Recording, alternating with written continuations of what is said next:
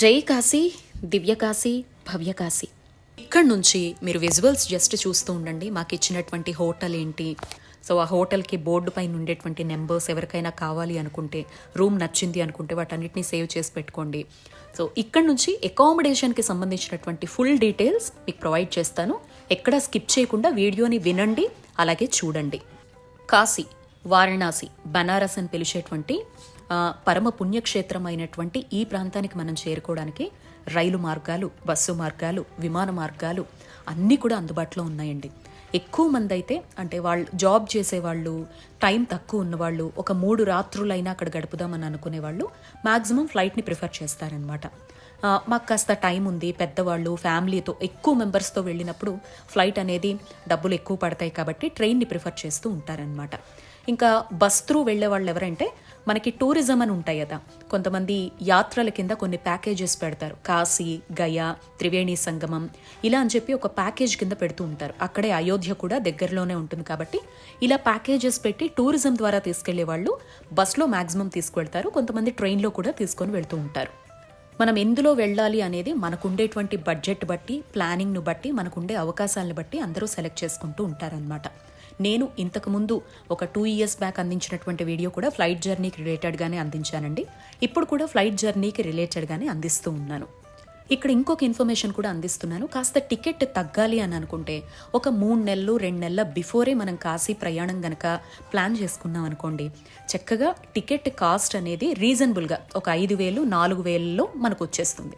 ఒక రోజు ముందు, వారం రోజుల ముందు మనం కానీ అనుకోకుండా సడన్గా ప్రయాణం పడితే మాత్రం టికెట్ కాస్ట్ 9,000 అబౌవ్ ఉంటుందండి ఒక వైపు అనమాట. ఇది ఫ్లైట్కి సంబంధించి. ట్రైన్స్ అయినా అంతే, తత్కాల్లో వెళ్ళినా, బస్సుల్లో వెళ్ళినా, ఏదైనా. ఇక్కడ ఒక హ్యాపీ న్యూస్ మీతో షేర్ చేసుకుంటున్నాను. వారణాసిలో దిగిన వెంటనే ఇలా క్యాబ్ ఎక్కానో లేదో 3 lakh సబ్స్క్రైబర్స్ మన ఛానల్కి సంబంధించి గుడ్ న్యూస్ అనమాట. చాలా చాలా సంతోషంగా అనిపించింది.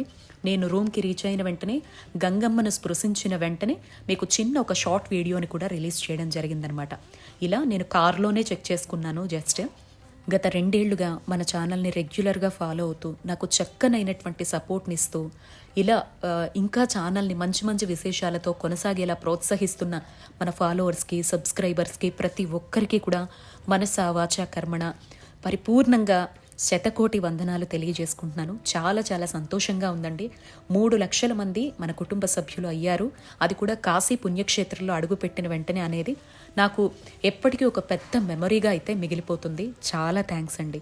మీ నమ్మకాన్ని, ఇంకా ఎంత సమాచారం ఇవ్వగలనో వాటన్నిటినీ కూడా ముందు ముందు కూడా అందించేటువంటి ప్రయత్నం తప్పకుండా 100% నా ఎఫర్ట్స్ పెడతాను అని మీ అందరికీ తెలియజేసుకుంటూ, సో టికెట్స్కి సంబంధించి ఇన్ఫర్మేషన్ చెప్తున్నాను కదా. కనెక్టెడ్ ఫ్లైట్స్ ఎప్పుడైనా సడన్గా మేము 1 weekలో వెళ్లాల్సి ఉంది అనుకున్నారనుకోండి, కనెక్టెడ్ ఫ్లైట్స్ ఉంటాయన్నమాట. అంటే ఇప్పుడు ఏ ప్రాంతం నుంచైనా వైజాగ్లో ఆగి, హైదరాబాద్లో ఆగి, మళ్ళీ వారణాసి వచ్చి, మీరు మన దేశంలో ఏ ప్రాంతం నుంచైనా కనెక్టింగ్ అనమాట, ఒక దగ్గర ఆగి మళ్ళీ ఫ్లైట్ ఎక్కేలాగా చేసుకుంటే కొంచెం తగ్గుతుంది. ఒక 1,000-2,000 డిఫరెన్స్ అయితే ఉంటుంది. సో ఇదొక టిప్ మీతో షేర్ చేసుకుంటున్నాను. ఇంకా కాశీకి ఒక్కరమైనా రావచ్చండి, ఎలాంటి భయము లేదు. ఒకప్పట్లాంటి నిర్మానుష్య ప్రదేశం అయితే అస్సలు కాదు. ఇది ఇప్పుడు ప్రపంచవ్యాప్తంగా ఒక టూరిజం ప్లేస్గా మాత్రమే కాదు, సాక్షాత్ పరమశివుడు కొలువై ఉన్నటువంటి పరమ పవిత్రమైనటువంటి ప్రదేశం. ఇక్కడ మనం అడుగు పెట్టడానికి ఒక్కరమైనా రావచ్చు. మన కుటుంబ సభ్యులు అంటే ఇప్పుడు ఎవరికైనా ఆరోగ్యం బాగోక, వాళ్ళకి మనసులో కాశీ చూడాలనే సంకల్పం ఉండి మనం తీసుకువెళ్లాల్సినటువంటి పరిస్థితి ఉన్నా హ్యాపీగా తీసుకురావచ్చు. అండ్ పెద్దవాళ్ళని తీసుకురావచ్చు. ఎవరైనా కూడా ఒక కుటుంబ పరంగా, ఒక ప్యాకేజీల పరంగా ఎలా అయినా కూడా కాశీ సందర్శన అయితే చేసుకోవచ్చు. ఇక్కడ ఎలాంటి లోటుపాట్లు ఉండవు. ఫుడ్ దగ్గర నుంచి మొదలు పెడితే, అకామిడేషన్ దగ్గర నుంచి మొదలు పెడితే, జర్నీస్లో మనకు అక్కడ ఆటోలు దొరుకుతాయా, క్యాబులు దొరుకుతాయా అనేటువంటి టెన్షనే అవసరం లేదు. వారణాసి నుంచి విశ్వనాథ టెంపుల్ పరిసరాల్లోకి, అంటే ఆ సిటీలోకి మనం ఎంటర్ అవ్వడానికి ఆల్మోస్ట్ 26 to 30 kilometers వరకు ఉంటుందన్నమాట. మీరు ఎయిర్పోర్ట్లోనే ర్యాపిడో ఉంది, సో ఉబర్ లాంటి ఫెసిలిటీస్ ఉన్నాయి. లేదా అక్కడ కొన్ని 10ల సంఖ్యలో ఎదురుంగ డ్రైవర్లు నిలబడిపోయి ఉంటారు.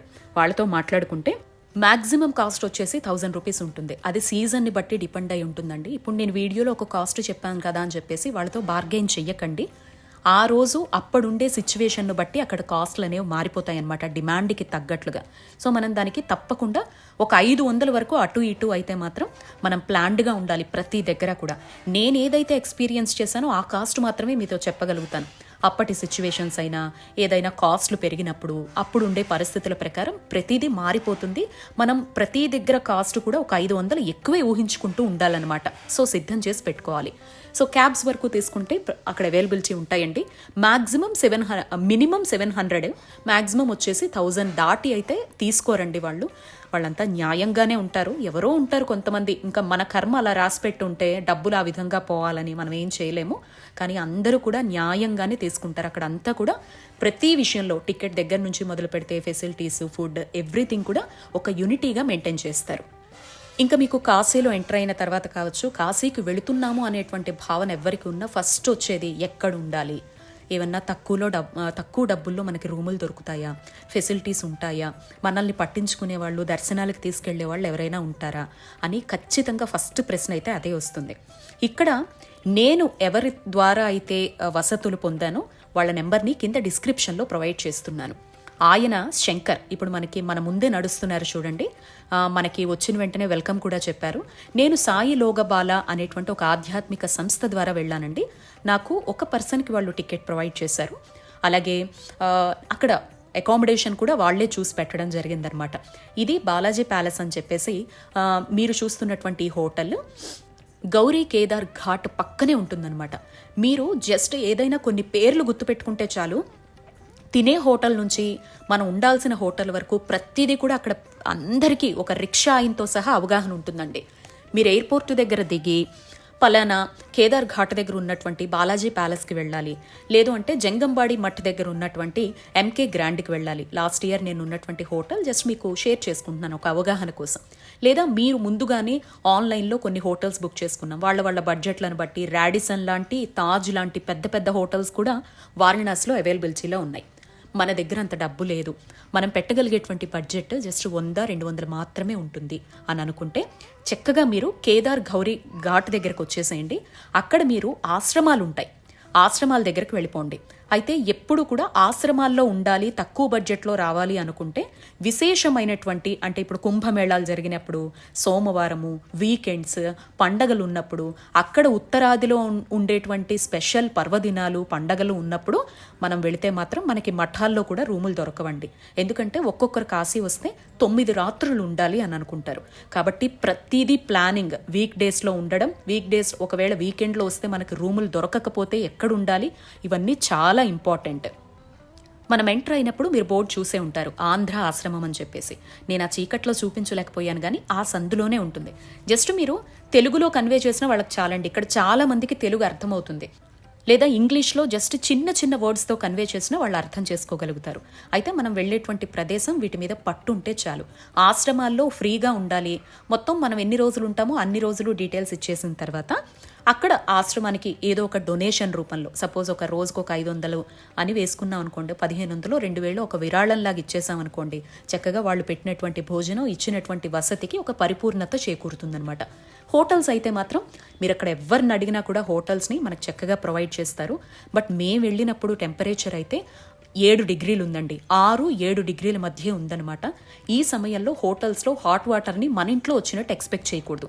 గోరువెచ్చగా వాటర్ వస్తుందన్నమాట. అంటే ఏదో వేడిగా ఉందా లేదా అన్నట్టు మాత్రమే మనకు అక్కడ ఎంత పెద్ద హోటల్ అయినా పనిచేస్తుంది అనేది నేను అనుకుంటున్నాను అనమాట. మాకంత మంచి రూమ్ ఇచ్చిన, అండ్ మీకు చెప్పడం మర్చిపోయాను, మాకు ఇచ్చినటువంటి రూమ్ కూడా మాకు ఎవరి ద్వారా అయితే వెళ్ళామో వాళ్ళు బుక్ చేసిందే. అయితే ఎవరైనా ఈ హోటల్ని ఎంచుకుంటే మాత్రము చెప్పాను కదండి, కేదార్ గౌరీ ఘాట్ దగ్గరికి వచ్చేసి బాలాజీ ప్యాలెస్ అని చెప్పారనుకోండి, హ్యాపీగా అక్కడికి వచ్చేయచ్చు. ముందుగానే మీరు ఆ నెంబర్స్ సేవ్ చేసి పెట్టుకుంటే, నేను బోర్డు చూపించాను, సో వాళ్ళకి కాల్ చేసి వస్తున్నామనగా రూమ్ అవైలబిలిటీ చెక్ చేసుకొని, ఒకరు ఉంటారా, ఇద్దరు ఉంటారా, ఫ్యామిలీ ఉండబోతున్నారా అనే దాన్ని బట్టి రోజుకి 2500 రూపాయలు అనమాట. అక్కడ వేడి నీళ్లతో సహా అన్ని ఫెసిలిటీస్ ఉన్నాయి. రూమ్ అయితే ఎక్సలెంట్గా ఉంటుంది, మీరు చూసి ఉంటారు కదా. సో డబ్బులు తక్కువ ఉన్నాయి, తక్కువ బడ్జెట్లోనే కాశీ ప్రయాణం పూర్తి చేసుకోవాలి అనుకున్నప్పుడు ట్రైన్లో వచ్చిన తర్వాత రైల్వే స్టేషన్ నుంచి కూడా మనకి ఆశ్రమాల దగ్గరకు తీసుకువెళ్ళమంటే వాళ్ళు తీసుకొని వెళ్తారు. ఏ సమయంలో అయినా రూమ్స్ ఓపెన్లో ఉంటాయి, ఆశ్రమాలు ఓపెన్లో ఉంటాయి. సైకిల్ బాబా ఆశ్రమం అని చెప్పేసి, ఆంధ్ర ఆశ్రమం, కిచిడి బాబా ఆశ్రమం, అలాగే శారదా పీఠంకి సంబంధించినటువంటి ఒక ఆశ్రమం. ఇవన్నీ పెద్దవన్నమాట. ఇక్కడికి వెళ్తే మినిమం 2000 మంది వరకు స్టే చేసేలాగా అప్పుడు ఉండే సిచ్యువేషన్స్ని బట్టి రూమ్ అయితే మనకి అవైలబిలిటీలో ఉంటుంది. ఇంత అని వాళ్ళు చెప్పరు, కానీ మనం స్టే చేసిన తర్వాత ఎంతో కొంత విరాళం అయితే ఇచ్చి వస్తేనే మనకు ఫలితం వస్తుంది అనే విషయాన్ని మాత్రం మనం గుర్తుపెట్టుకోవాలి. సో కాశీకి గనక ప్లాన్ చేసుకుంటే ఒక్కరైనా ఫ్యామిలీ అయినా ఆరోగ్యం బాగోలేకుండా వీల్ చైర్లో ఉన్న వాళ్ళని తీసుకొచ్చి చూపించాలి అని అనుకున్న క్లైమేట్ని చక్కగా సెలెక్ట్ చేసుకోండి. క్లైమేట్ను బట్టి ఆ రోజు సందర్శన కావచ్చు, కాశీ యాత్ర కావచ్చు ప్లాన్ చేసుకుంటే ఎలాంటి టెన్షన్ లేకుండా ఇక్కడ ప్రతి ఒక్కరూ హెల్ప్ చేసే వాళ్ళే అండ్ చేతిలో డబ్బులు ఉండాలి. డబ్బు చేతిలో కాస్త పట్టుకున్నాము అంటే మాత్రము ఎలాంటి దర్శనాలైనా అకామిడేషన్స్ అయినా ఎవ్రీథింగ్ అప్పటికప్పుడు పనులైతే అయిపోతాయండి. అండ్ అసలు మాకు ఎలాంటి టెన్షన్ ఉండకూడదు. మాకు మొత్తం దర్శనాల దగ్గర నుంచి మళ్ళీ ఎయిర్పోర్ట్కి కానీ రైల్వే స్టేషన్కి కానీ చేరుకునేలాగా ఎవరిదైనా ఒక నెంబర్ ప్రొవైడ్ చేయండి సంతోషి అంటే మాత్రం శంకర్ గారి నెంబర్ నేను కింద డిస్క్రిప్షన్లో ప్రొవైడ్ చేస్తాను. ఆ చుట్టుపక్కల ఎన్ని క్షేత్రాలు ఉంటాయో కాశీ, గయా, త్రివేణి సంగమం, అయోధ్య వీటన్నింటికి అకామిడేషన్స్, దర్శనాలు చక్కగా స్పర్శ దర్శనంతో సహా విశాలాక్షమ్మ, అన్నపూర్ణమ్మ, మస్ట్ విజిట్ టెంపుల్స్ ఎవ్రీథింగ్ కూడా ఆయన ఒక ప్యాకేజ్ లాగా అందిస్తారండి. మేము డబ్బులు పెట్టుకోగలము అని అనుకునే ప్రతి ఒక్కరూ కూడా ఆయన్ని కాంటాక్ట్ అవ్వండి. మళ్ళీ చెప్తున్నానండి, మీరు వెళతాము అని అనుకుంటేనే కాంటాక్ట్ అవ్వండి. ముందుగానే ఫోన్లు చేసి ఇచ్చినటువంటి అవకాశాన్ని దుర్వినియోగం చేసుకుంటే మాత్రం నాకేమాత్రం వాళ్ళ నుంచి కంప్లైంట్ వచ్చి చాలా విసిగించేస్తున్నారు అంటే మాత్రం నేను నెంబర్ తీసేస్తానండి. మీకు తెలుసు కాశీ లాస్ట్ టైం యాత్ర అప్పుడు ఎంతమందికి నేను కేదార్ ఘాట్ నెంబర్స్ ప్రొవైడ్ చేశాను, క్యాబ్ నెంబర్స్ ప్రొవైడ్ చేశాను, అక్కడ ఉండే ఫెసిలిటీస్ నెంబర్స్ ప్రొవైడ్ చేశాను, ఎంతమంది వెళ్లారు అనే రిజల్ట్ మన ఫర్దర్ వీడియోస్లో మీరు తప్పకుండా చూస్తారు. మన గతం కాశీ యాత్ర తాలూకా రిజల్ట్ అనేది నేను ఇప్పుడు పెట్టే వీడియోస్లో ప్రత్యక్షంగా వీడియోస్ రూపంలో మీరు చూస్తారు. ఇంకా మేమైతే వచ్చిన వెంటనే చౌకీ ఘాట్కి వచ్చేసాము. అక్కడ ఆ రోజు భరణి నక్షత్రం, బాబాకి వాళ్ళు చక్కగా దీపాలు వెలిగించి దీప నివేదన, కోటి ఒత్తులతో దీప నివేదన అనేది అందిస్తూ ఉన్నారు. నెక్స్ట్ డేనే అక్కడ గంగానది ఒడ్డున షిర్డీ సాయినాథుడికి హారత్ అనేది ఇవ్వబోతున్నారనమాట. సో బిఫోర్ దట్ మేము రీచ్ అయిన వెంటనే గంగమ్మను స్పృశించాలి అని చెప్పేసి చౌకీ ఘాట్కి వెళ్ళాము. సాయి లోగబాల ట్రస్ట్ CEO ఎవరైతే ఉన్నారో బాల శరవణన్ గారు సో భక్తి ప్రపత్తులతో అక్కడ బాబాకి చక్కగా హారతి నిర్వహించారు. ఆ తర్వాత మేము రూమ్కి వచ్చే ముందర టిఫిన్ చేసామన్నమాట. మనకి ఇక్కడ ఏ టైంలో అయినా కూడా ఫుడ్ అవైలబిలిటీలో ఉంటుందండి. So no tension. Balaji Palace ఎలాగ హోటల్ అయితే ఉందో బాలాజీ హోటల్ అని కూడా ఉంటుంది. ఆ పక్కనే లవకుష్ హోటల్ అని కూడా ఉంటుంది. ఫుడ్ ఇక్కడ చాలా బాగుంటుంది. ఇవన్నీ కూడా నేను చెప్పేది మీకు గౌరీ కేదార్ ఘాట్ చుట్టుపక్కల ఉండేటువంటి హోటల్స్ అయినా స్టేయింగ్ అయినా ఎవ్రీథింగ్ అనమాట. మీరు ఎక్కడికి వెళ్ళినా ప్రతిదీ దొరుకుతుందండి, ఎలాంటి టెన్షన్ లేదు. అండ్ ఇక్కడ మీకు కనిపిస్తున్నటువంటి యూట్యూబర్ చెప్పాను కదా మేము వెళ్ళేటువంటి కార్యక్రమానికి కొంతమంది ఇన్ఫ్లుయెన్సర్స్ కూడా వచ్చారు అని. తిను విఘ్నేష్ కిచెన్ వ్లాగ్స్ అని చెప్పేసి తమిళ్ యూట్యూబర్ అనమాట. వంటలు చేస్తారు. 6 lakh సబ్స్క్రైబర్స్ ఉన్నారు. అండ్ మేము ఇక్కడ లవకుష్ హోటల్లో టిఫిన్ కంప్లీట్ చేసేసుకున్న తర్వాత వెంటనే రూమ్కి వెళ్ళిపోయాము. అప్పటి వరకు నేను ఆల్రెడీ ముందు రోజే వచ్చున్నటువంటి ఆర్కే తెలుగు వ్లాగ్స్ ధనా గారిని కానీ మృదులాస్ వరల్డ్ మృదుల గారిని కానీ చూడలేదన్నమాట. నేను అక్కడికి రీచ్ అయ్యి ఇవన్నీ కంప్లీట్ చేసుకునేసరికి 11-11:30 అయింది. వాళ్ళు ముందే వచ్చారు కాబట్టి ఒకరోజు అయోధ్యకు వెళ్ళొచ్చారనమాట. బట్ నేను అయోధ్య ఈసారి చూడలేకపోయాను బికాజ్ నాకు లీవ్స్ అనేవి ఇవ్వరు కదా. ఇదండి ఇక్కడ ఉండే అకామిడేషన్కి సంబంధించి మొత్తం వివరాలు. డిస్క్రిప్షన్లో నెంబరు, ఒక ప్యాకేజ్ లాగా అన్నీ చూడాలి, స్పర్శ దర్శనాలు ఎవ్రీథింగ్ కావాలి అని అనుకుంటే కింద నేను డిస్క్రిప్షన్లో ఇచ్చినటువంటి శంకర్ గారిని కాంటాక్ట్ అవ్వండి. దయచేసి ఇబ్బంది పెట్టద్దు. మీరు వెళ్తాము అనుకునేటువంటి ఒక వారం ముందర మాత్రమే అన్నీ కన్ఫర్మ్ చేసుకోండి. నమస్తే. నెక్స్ట్ వీడియోలో కలుద్దాం.